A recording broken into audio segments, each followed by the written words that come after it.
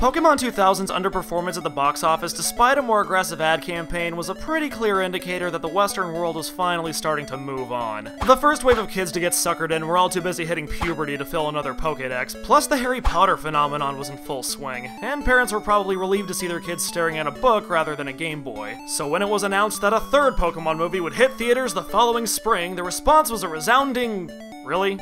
Didn't we, just have one of these?" Pokemonth 3 was the end of an era. Not only had the show become stagnant, but it didn't even seem like the US distributors were expecting a big return this time around, because they released the movie in April, when there would be less competition, because no one goes to the freaking movies in April! When it made less than half the money 2000 did, Warner Brothers basically said, "Screw that noise, let's see how much we can get making movies about this British kid." Meaning it would be the last Pokemon movie to see a nationwide release, despite it being the most critically acclaimed by far. And what was the final Pokemon adventure most audiences could see in theaters? On an archaeological dig, Professor Spencer Hale is whisked away to another dimension by a mysterious Pokemon called the Unknown, leaving his daughter Molly orphaned. It's not long before Molly herself encounters the Unknown, who tap into her imagination, altering reality to match her thoughts and dreams, even combining the images from a storybook with her memories of her father to create the legendary Pokemon Entei, voiced by Dan Effin Green. With a new Pokepapa who promises to do whatever she wishes, Molly says she wants to complete her new family, and Entei obliges by abducting Ash's mom, sending our young, no longer the chosen one hero on a quest to free his mother and Molly from the spell of the unknown. Like 2000, this is a movie I've reviewed before. However, unlike 2000, my opinion of it hasn't changed. I still think this is the best Pokemon movie to date, at least of the 8 or 9 that I've seen. Partially because it doesn't try to top 2000's epic scale. The focus simply seems to be telling another interesting story, and seeing what territory is left to be explored in the Pokemon world. That territory being the unknown. And I am not apologizing for that pun, because the movie's title is already a pun. Get it? Spell. They're letters. Ha!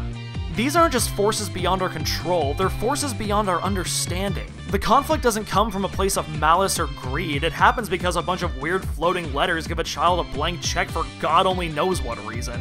Making the conflict more complex, because what ensues is the result of Molly's volatile but still impressionable emotions. You can't reason with it, you can't fight it, the only way to set things right is to somehow break through the emotional block that Molly has hidden herself behind. Which is part of what gives this movie such an ominous tone. Mewtwo Strikes Back may have been dark, but this is the first Pokemon movie to be thoroughly unsettling. And unlike Mewtwo Strikes Back, which relied on coincidence, and 2000, which relied on destiny, Ash's involvement this time around is much more personal. He isn't trying to defeat a villain, he's just trying to save his mom. And the only reason she's here is because she and Professor Hale are old friends. It's a retcon, but it's small enough that it doesn't distract. Heck, if nothing else, it's nice to see she has a life outside of that house. In fact, pretty much everyone feels more like a character this time around. The one-offs aren't as memorable as Melody, and Team Rocket's pretty much only here to deliver this line. I haven't seen this many strange letters since the last time I placed a personal ad. But we now have another interesting, complex antagonist. Not just in Molly, but also in Entei. He's actually one of the more complicated characters to ever be featured in the series, and he isn't even real.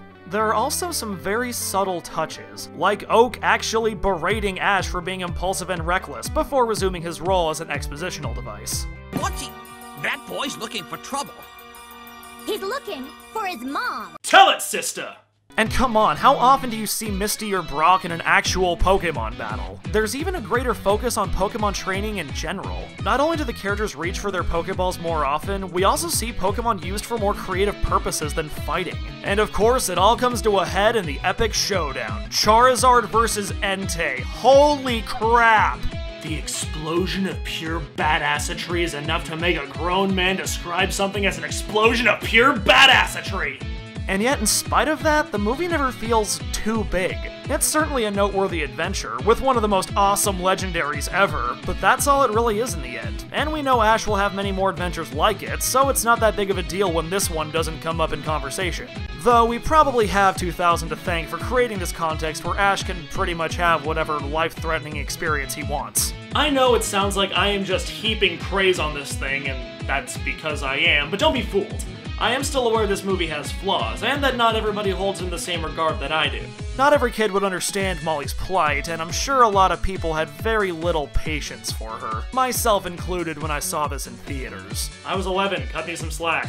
And despite this very complex obstacle that goes beyond reason or strength and doesn't even have a proper villain, the day is still saved by a giant explosion.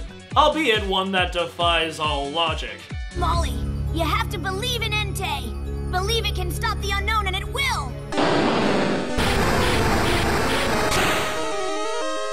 And even if the critics liked this movie a lot more than the first two, it's still certified rotten, but God, look at that animation! It's not Miyazaki, but this is indisputably the best looking movie of the original three, which makes it even more frustrating that this is the movie that nobody saw. But obviously the fad had to die at some point, and with that in mind, I'm glad this could be the one to close it out.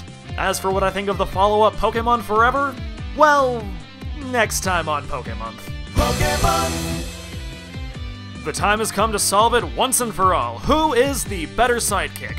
Brock or Tracy? And it's Brock by a landslide. I am not even surprised. If you'd like the chance to see your comment up here, simply answer the following question. Who is your favorite legendary dog? Or cat, or beast, I don't know.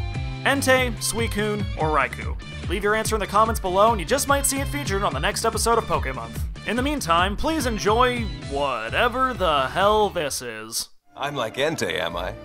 Well, then I am Entei.